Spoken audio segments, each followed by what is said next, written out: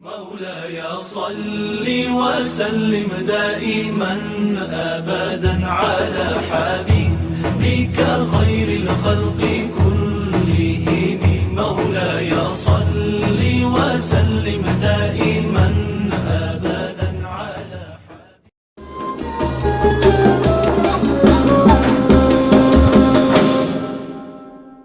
Assalamualaikum warahmatullahi wabarakatuh. Halo Sobat BRI, jumpa lagi di podcast Bincang Ramadan Asyik pada episode kali ini. Gimana nih kabar puasa hari ini? Semoga lancar sampai akhir ya. Semoga kalian juga selalu diberikan kesehatan dan dilancarkan rezekinya. Begitu pula selalu bahagia dimanapun kalian berada. Oke, izinkan saya untuk perkenalkan diri dulu. Karena seperti kata pepatah, jika tak kenal maka tak sayang. Perkenalkan, saya Miftahur Rahmah Al-Wahidah, host pada podcast BRI kali ini. Tentunya kita akan kedatangan narasumber yang sangat hebat. Beliau adalah dosen di bimbingan konseling Islam dari IAIN Kudus. Silakan Ibu bisa memperkenalkan diri. Terima kasih. Assalamualaikum warahmatullahi wabarakatuh. Saya Bu Yuliatun. Saya kira terlalu berlebihan kalau dibilang hebat tadi ya. Oke, saya yang membersamai, sedang berusaha untuk membersamai, menemani teman-teman mahasiswa-mahasiswi BKI di Fakultas Dakwah dan Komunikasi Islam. Ya, cukup? Ya. Gimana nih kabar Ibu hari ini? Alhamdulillah sehat. Alhamdulillah. Semoga Mbak Miftah juga sehat ya. Nah, Alhamdulillah sehat Ibu. Bagaimana Bagaimana nih para teman-teman Sobat BRI? Tentunya harus Sobat sehat dong. BRI ya. Iya, harus selalu semangat meskipun kita sedang berpuasa. Alhamdulillah ya. Alhamdulillah kita jumpa lagi pada episode kali ini tentang menggali makna puasa di bulan suci Ramadan. Apa aja sih yang harus kita persiapkan di bulan-bulan suci Ramadan? Bagaimana yang harus kita jalani ketika puasa Ramadan? Oke, langsung saja kita tanyakan pada narasumber hebat kita, Ibu Yuliatun. Mengapa sih Ibu kita itu harus berpuasa di bulan suci Ramadan? Iya, bismillahirrahmanirrahim. Pertanyaan mengapa kita harus berpuasa? Ya, pertama tentu kita harus mengingat bahwa puasa ini merupakan salah satu rukun Islam ya. Yang keberapa Mbak Miftah? Yang keempat kalau rukun Islam itu ya puasa ya. Artinya di situ bahwa puasa itu merupakan salah satu ibadah yang khusus dalam bulan Ramadan ini adalah yang wajib ya. Sehingga sebagai seorang muslim atau muslimah, sebagai umat Islam tentunya pertanyaan tadi mengapa kita harus berpuasa, yaitu untuk menunaikan ibadah wajib yang itu diwajibkan oleh Allah Subhanahu wa taala. Karena itu sebagai bentuk ketaatan kita, ketundukan kita kepada Allah Subhanahu wa taala. Maka ya tunaikan ibadah puasa itu khususnya di bulan Ramadan ini. Itu. Di balik kita berpuasa nih Bu, pasti ada hikmah ketika kita menjalankan puasa. Ya, betul. Dari Ibu sendiri nih, yang menurut Ibu hikmah apa sih yang kita dapatkan ketika berpuasa di bulan Ramadan? Iya, di samping kita sadar dan kita tahu bahwa ibadah puasa bulan Ramadan itu wajib untuk di bulan Ramadan ini ya, tetapi kita juga bisa melihat karena segala sesuatu yang telah dinaskan oleh Allah, diperintahkan itu pasti ada hal positif, ada manfaat yang bisa kita petik gitu ya. Jadi hikmah itu ada manfaat apa yang akan kita dapatkan dari beribadah puasa. Ya, pertama, jadi dari banyak sisi manfaat itu ya. Jadi secara agama, secara religius sudah jelas bahwa ibadah puasa itu menjadi ladang kita untuk meningkatkan ketakwaan kita kepada Allah, untuk meningkatkan nilai ibadah kita. Kenapa? Karena dalam ibadah puasa itu kita akan belajar untuk mendapatkan banyak pengalaman keagamaan. Karena dalam ibadah puasa yang sudah dijanjikan oleh Allah, pahalanya ketika kita berbuat baik, pahalanya akan dilipat gandakan, gitu ya. Segala hal yang berbuat hal-hal yang bersifat positif itu nanti akan dilipat gandakan pahalanya, sehingga di situ kita bisa dilihat masyarakat kita ketika bulan Ramadan itu ya, banyak kegiatan misalnya dari mulai membaca Al-Quran, ngaji menjadi lebih intens ya, kemudian banyak melakukan ibadah sunnah, kemudian ada sholat tarawih itu, kemudian juga ada kultum Ramadan apakah itu habis subuh ataukah habis maghrib itu ya, ataukah di dalam tarawih itu sendiri, dari anak-anak sampai usia lanjut saya kira ya. Jadi aktivitas seolah-olah itu sungguh meriah kegiatan keberagamaan di bulan Ramadan itu, sehingga itu jadikan sebagai momentum untuk kita meningkatkan ibadah itu ya. Jadi ada satu nilai religius. Itu pertama. Kedua, ternyata ibadah puasa juga berdampak secara psikologis itu ya. Jadi ingat, makna puasa itu kan apa? Menahan diri dari lapar dan haus. Itu sederhana, tapi sebenarnya bukan hanya itu, tapi menahan diri dari nafsu. Jadi bagaimana seseorang ketika puasa itu belajar untuk mengendalikan nafsu ya, mengendalikan emosi, mengendalikan berbagai keinginan ya, mengontrol atau menjadi kontrol diri. Karena ketika kita misalnya mau berghibah nih senengannya ya, nah, misalnya ingat puasa loh, nah gitu kan. Nah, jadi artinya itu sebagai ladang untuk melatih jiwa kita, melatih mental kita, bagaimana kita punya kontrol diri, self control yang baik, kemudian tadi pengendalian diri, pengendalian emosi ya, kemudian juga bisa juga secara psikis bisa mengurangi stres loh. Iya, jadi kalau yang suka teman-teman BRI atau teman mahasiswa misalnya stres banyak tugas misalnya kan, dengan puasa kok bisa nyambungnya di mana gitu secara psikis, karena ada religiusitas kita juga itu berkaitan dengan psikologis kita berpuasa tenang, jadi seolah-olah itu kita rasa ingin menenangkan hati, menenangkan pikiran, kemudian rasa kepasrahan diri kepada Allah, kemudian bagaimana kita membangkitkan motivasi diri kita gitu ya. Itu akan saling berkaitan, sehingga orang yang mungkin suntuk, stres dan sebagainya ya, bagaimana itu akan berpengaruh untuk mengurangi stres itu tadi. Kemudian berikutnya secara fisik ya, kesehatan fisik. Ternyata puasa itu juga memberikan dampak positif untuk kesehatan fisik. Kok bisa? Padahal kan puasa itu lemas itu kan, malah puasa itu enaknya tidur katanya gitu ya. Kayak tidur terus lemas, mau ngapa-ngapain kok rasanya kok, kata orang Jawa, aras-arasen gitu ya. Ya itu karena apa? Karena mindsetnya sudah seperti itu. Padahal secara fisik puasa di bulan Ramadan itu sudah ada banyak penelitian dari bidang medis, itu juga ada proses detoksifikasi dalam tubuh. Ada proses pengeluaran racun dalam tubuh, dalam toksin itu ya, sehingga itu akan memberikan efek pembersihan tubuh kita. Kemudian puasa juga jadikan sebagai momen di mana terjadi pengistirahatan semua sistem, terutama sistem kerja pencernaan itu ya.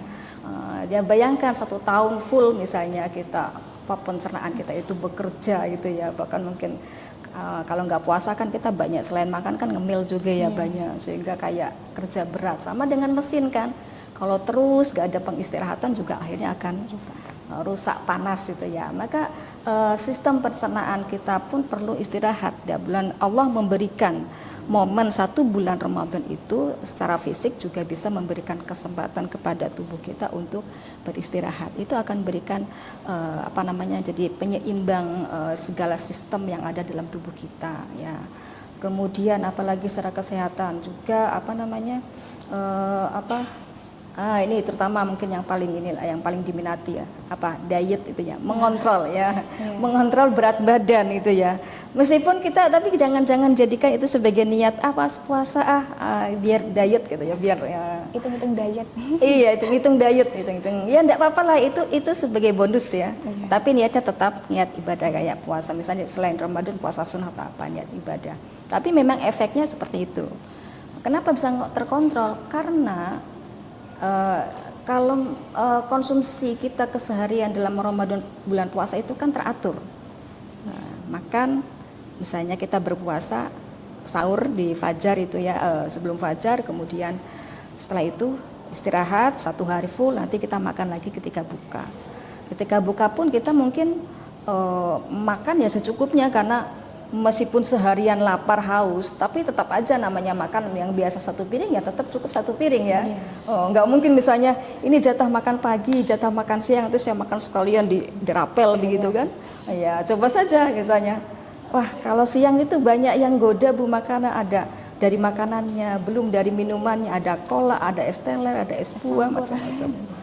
Jadi kadang ngumpul misalnya, ternyata nyatanya ketika waktunya buka juga Cuma sedikit yang kita paling yang makan. dimakan hanya ternyata ya sudah, kita mau apa lagi, memang kapasitas lambung kita seperti segitu. Nah setelah itu kan kita apalagi kita disibukkan dengan aktivitas ibadah di malam hari, ada sholat raweh, kemudian tadarusan, nanti paling ngemil seperlunya, terus istirahat, dan 1 bulan seperti itu artinya kan ada keteraturan, sehingga ada kontrol yang bisa dikendalikan begitu ya. Itu. Jadi secara apa tadi? Religius, kemudian psikologis, secara fisik, secara sosial juga hikmahnya banyak. Dalam bulan Ramadan itu rasa empati kita kepada masyarakat sosial, terutama kepada kelompok masyarakat yang mungkin misalnya dalam makan aja misalnya sehari itu kan tidak mesti full 3 kali, kadang harus melakukan hal yang mungkin tidak seperti kita makan tinggal makan gitu kan. Ada yang menahan lapar sehari makan misalnya cuma sekali misalnya, sehingga bisa ada rasa empati untuk sebagai sebuah tafakur kita untuk merasakan rasa lapar itu. Kemudian secara sosial lainnya juga kita lihat fenomena di masyarakat kita ketika bulan Ramadan itu di mana-mana fenomena takjil ya, fenomena berbagi takjil dengan adanya harapan tadi ada reward bahwa siapapun yang berbuat baik di bulan Ramadan maka pahalanya lipat gandakan, sehingga kan ada banyak kegiatan yang berbagi itu kan sebagai bentuk kepedulian sosial kita, artinya tidak hanya memikirkan diri sendiri. Kemudian kedua, sisi positif dari adanya acara buka bersama misalnya kan, misalnya HMPS misalnya buka bersama anak-anak panti atau anak-anak yang di jalanan atau di misalnya di komunitas masyarakat tertentu, artinya di situ ada silaturahim, ada kebersamaan, sehingga di situ akan terbangun nilai-nilai sosialnya ya.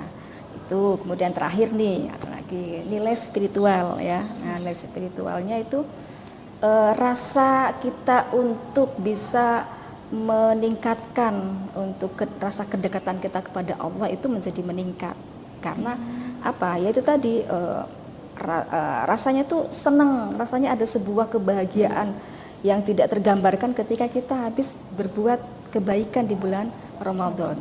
Meskipun kita mungkin melirik kan dapat pahala Bu, tetapi di situ ada sebuah kerelaan, ketulusan, kemudian rasa ingin artinya ada sebuah kebutuhan tuh ya, kebutuhan kita untuk diakui apa yang kita lakukan oleh Allah, untuk rasa ingin dekat kepada Allah, sehingga spiritual itu akan mendorong kita untuk benar-benar bisa menghayati makna puasa dari berbagai sisi, sehingga ya enjoy ibadah puasa pun asyik katanya, puasa pun itu ya tidak loyo, tidak menjadi alasan untuk mengurangi untuk tidak beraktivitas ya gitu Mbak Ifta. Nah menurut Ibu nih kan kita di bulan puasa ada banyak kegiatan yang bisa kita lakukan kayak sholat taraweh, ada kultum, ada tadarusan. Bagaimana sih menurut Ibu cara kita membangun kebiasaan baik itu selama di bulan suci Ramadan agar kita bisa meningkatkan ibadah kita gitu? Ya kuncinya pertama apa? Kemauan. Ya, kemauan kuncinya. Kemauan. Karena pertama mungkin kita bisa mengatakan ya kita harus ini mengetahui, memahami betul makna dari ibadah puasa gitu ya. Tetapi tidak berhenti begitu saat di situ. Kita harus berlanjut kepada kemudian bangun kemauan kita untuk melakukan apa yang itu memang bernilai ibadah. Artinya ibadah Ramadan itu momentum yang itu Allah memberikan benar-benar keluasan rahmat Allah berupa pengampunan ya, berupa apalagi kasih sayang dan keluasan rezeki. Kalau rezeki itu kan dalam bentuk apapun, yang penting itu sesuatu yang bermanfaat untuk kita itu ya. Sehingga kalau tidak ada kemauan dan kesadaran diri itu ya, meskipun kita tahu tapi kalau nggak ada kemauan ya nggak akan bisa. Jadi puasa di bulan Ramadan dengan segala rahmat kasih sayangnya dari Allah itu ya akan berlalu begitu saja, tidak ada bedanya dengan hari-hari biasa. Maka yang penting kuncinya adalah kemauan dan prioritas mana ya sesuai dengan situasi dan kondisi kita. Jika mungkin kita bisa melakukan secara rutin yang istiqomah ya, dimulai setelah buka puasa kita misalnya sholat taraweh gitu ya, kemudian tadarus, meskipun mungkin yang penting ada aktivitas kegiatan yang itu dilakukan benar-benar dengan penuh ketulusan, keikhlasan karena mencapai ridho Allah, untuk meraih ridho Allah. Ya, jadi itu tadi kemauan dan apa tadi? Emang harus didorong. Iya, kemauan dan komitmen. Nah, komitmen dari apa yang sudah dia ketahui, apa yang sudah dia pahami tentang nilai positif atau hikmah dari bulan Ramadan. Ya. Menurut Ibu nih ada gak sih bagaimana kita itu mengatur prioritas di tengah kesibukan kita, meskipun kita bekerja, kita itu kan harus tetap ingat kalau di bulan puasa ya Bu. Iya. Dari Ibu sendiri ada tips gak nih agar kita itu bisa membagi waktu di tengah kesibukan kita gitu? Ya, jadi berangkat dari kemauan tadi, nyambung ya. Bagaimana kita bisa membagi waktu? Orang bisa membagi waktu itu ketika dia mengenali, memahami tentang dirinya sendiri. Artinya apa di sini? Kita sebagai apa posisinya dalam kehidupan bermasyarakat? Misalnya Mbak Miftah sebagai mahasiswi. Ya, ketika sebagai mahasiswi kan tentu tahu apa sih tugasnya, aktivitasnya apa, rutinitas. Jadi ya lihat mana yang itu merupakan sesuatu yang kewajiban, sesuatu yang itu harus diutamakan. Emang harus bisa memilah-milih. Artinya kalau misalnya jamnya kuliah ya kuliah, gitu kan. Jamnya istirahat, jamnya untuk ternyata ada jam untuk tadarus, untuk ngaji ya. Yang ngaji ya ikut bertadarus misalnya. Ada jamnya untuk mengerjakan tugas ya kerjakan tugas. Puasa tidak menjadi sesuatu yang memberatkan untuk kita tetap melakukan rutinitas sebagaimana hari-hari biasa ya. Kalaupun misalnya lelah karena memang secara fisik kita dalam kondisi puasa mesti tidak memungkiri mungkin energinya tidak segiat ketika hari biasa ya, istirahat kan tidak memaksa juga. Yang penting tidak ada keluhan atau tidak ada mengkambing hitamkan puasa. Kan itu kan Bu puasa inginnya apa namanya, misalnya kuliahnya online ya Bu, alasannya apa? Capek, Kan Bu. sampai tiduran enak gitu. Nah itu yang wah ini harus dipertanyakan gitu ya. Jadi ya kalau memang untuk online ya alasannya bukan karena puasa gitu, karena memang ya mungkin apa istilahnya, ada alasan untuk efisiensi waktu lah, atau mungkin untuk ada kegiatan lain yang tidak memungkinkan untuk offline. Nah, jadi tidak menjadikan puasa sebagai alasan untuk tidak melakukan aktivitas yang sebenarnya kita bisa melakukan. Nah, sebenarnya gini, ini boleh saya melebar sedikit ya Mbak Miftah ya. Karena ada yang ingin saya sampaikan terkait dengan ini. Apa ya? Kenapa? Kadang saya kadang merenung gitu ya. Yang ini jarang untuk dibahas, yang antara anak-anak yang usia TK, kan banyak ya anak usia TK yang sudah kuat puasa satu hari full ya, padahal mereka belum wajib kan untuk usia mereka. Anak-anak, remaja, dewasa sampai lansia, sama-sama kuat, usianya berbeda, tapi kok bisa sama-sama kuat melakukan berpuasa sehari full. Kalau untuk remaja ke atas oke, nggak masalah. Untuk anak-anak TK, loh kok bisa? Kok kuat gitu kan? Nah misalnya gitu, itu kan sesuatu yang saya kira itu anugerah Allah yang tetapi juga harus kita renungkan. Saya ingin menarik dari sisi psikologisnya ya. Kenapa kita kuat berpuasa misalnya? Bahkan anak-anak pun kok kuat berpuasa sehari loh, sama dengan ukurannya sama dengan dewasa kan gitu. Istilahnya kalau minum obat kan dosisnya anak-anak itu harusnya separuh, ya setengah atau sepertiga, untuk orang dewasa 1. Lah ini puasa kok dosisnya kok sama gitu, kok kuat gitu ya. Nah, ada yang menarik di sini yang ingin saya sampaikan tuh ya.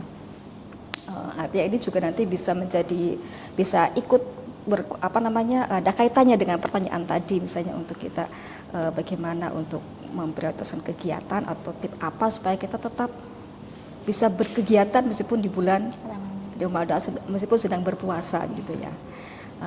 Secara psikis pertama ada kekuatan niat, ya niat. Nah niat itu kita semua kan kalau habis tarawih kan ya baca niat Naitu Sabagodin an adai fardis syahri ramadhani hadis sanati fardhillah ta'ala kan. Niat isun poso ing dina sesuk karena anekani perdunia bulan Ramadan ing tahun iki karena Allah Ta'ala gitu kan. Nah itu kan niatnya bahasa Jawa yang sudah populer ya. Karena niat itu ternyata bukan hanya semata-mata formalitas, tetapi ungkapan Rasulullah innamal a'malu binniyati, jadi segala sesuatu itu tergantung niatnya. Niat itu ternyata meliputi seluruh aspek dimensi manusia. Jadi pikiran kita sudah niat. Ya, pikiran kita niat, saya niat besok berpuasa itu kan. Kemudian setelah lisan kita ucapkan saya besok niat berpuasa karena Allah, katakanlah gitu. Itu ternyata secara nyambung ya, seperti ada sinyal ketika pikiran kita, hati kita meniatkan berpuasa, ternyata itu direspon juga oleh sinyal otak, oleh saraf.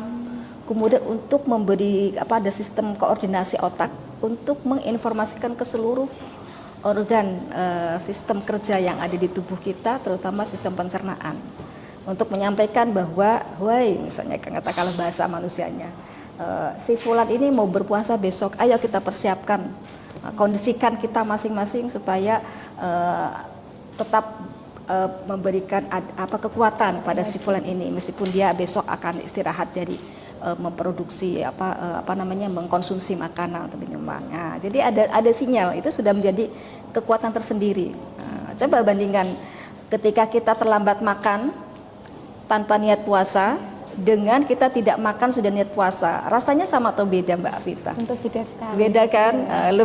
Lebih nggak nyaman yang mana? Yang nggak puasa. Terlambat tapi nggak ada niat gitu kan? Iya, karena ibaratnya si sistem pencernaan itu belum siap, karena nggak ada sinyal pemberitahuan kalau besok mau puasa gitu kan, sehingga dia pun akan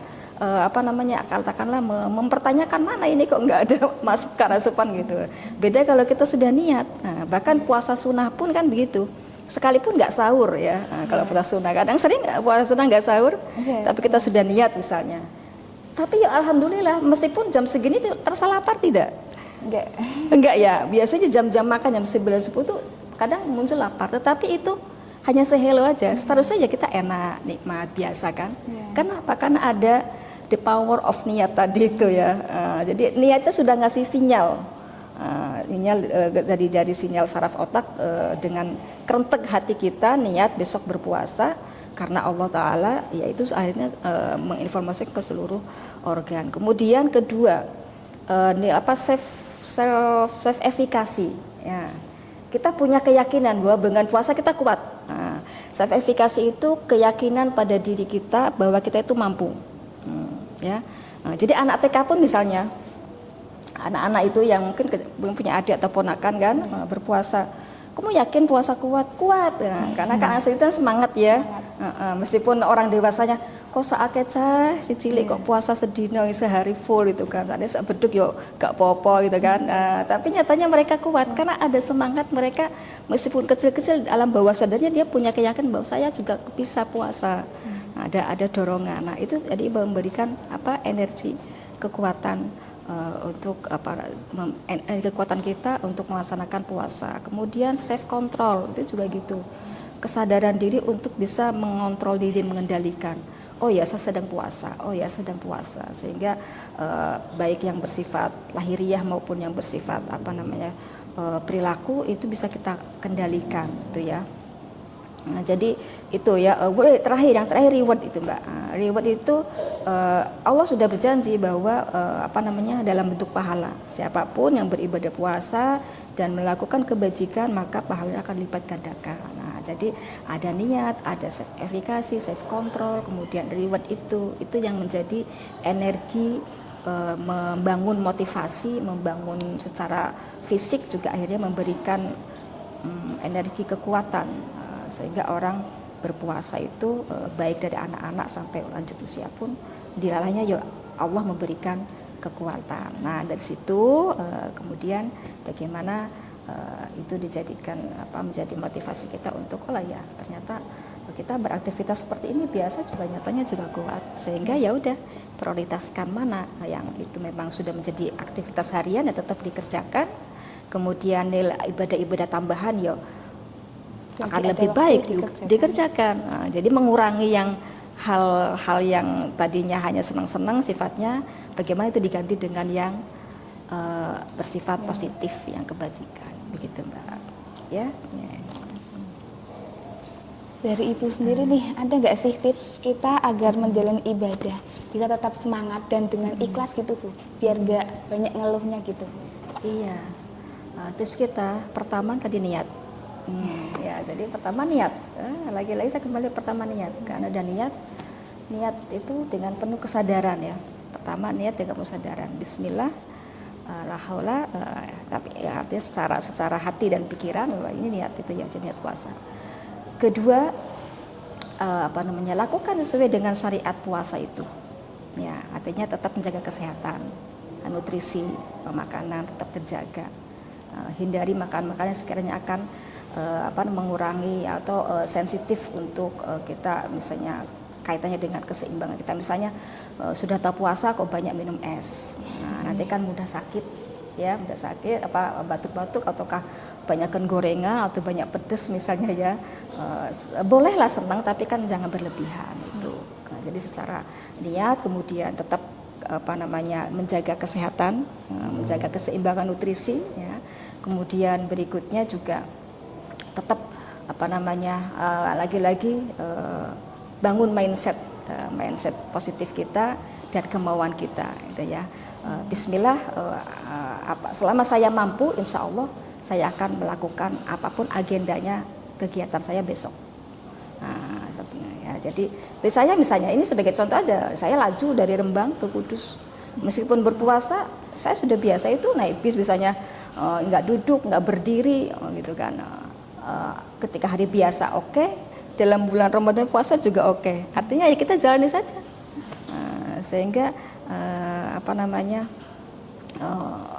istilahnya itu akan mengalir begitu saja ya. Jadi niat, kemudian apalagi tadi jaga, tetap perhatikan kesehatan, asupan nutrisi ketika makan, buka atau makan sahur, makanlah yang sekiranya itu ya, kalaupun karena kesukaan ya jangan berlebihan, tetapi hal yang lebih terjaga kesehatannya. Kemudian berikutnya tadi lakukan sesuai syariat puasa, kemudian lakukan aktivitas sebagaimana biasanya. Tambahannya ya tambahan tadi ibadah tambahan yang ada di bulan Ramadan. Bismillah, udah, gak ada tip yang khusus, seperti itu saja. Iya. Wah, sangat seru sekali bukan pada bincang Ramadan kali ini. Oke, mungkin pada episode kali ini kita sampaikan di sini dulu. Jangan lupa saksikan episode-episode pada berikutnya di Bincang Ramadan Asyik. Saya Miftahur Rahma Al-Wahidah dan Ibu Yuliatun sebagai narsum kita kali ini izin pamit undur diri. Sebelum itu izinkan saya berpantun, es kelapa rasanya segar, biar manis ditambah gula. Cakep. Bulan puasa nggak boleh mager, ayo semangat cari pahala. Wassalamualaikum warahmatullahi wabarakatuh. Waalaikumsalam warahmatullahi wabarakatuh.